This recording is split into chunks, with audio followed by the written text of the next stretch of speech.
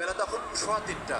বিজয় 71 হলের সামনে কোটা বিরোধীরা, আর হলের ভিতরে ছাত্রলীগ।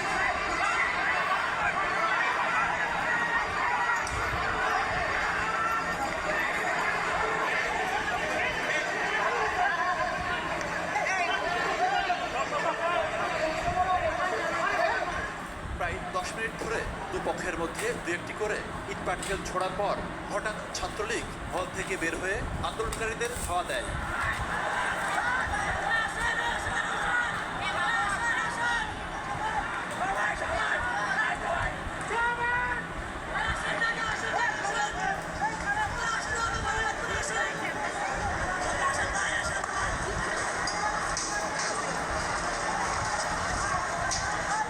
এ সময় সামনে পেয়ে ছাত্রলীগ আন্দোলনকারীদের কয়েকজনের উপর চড়াও হয়।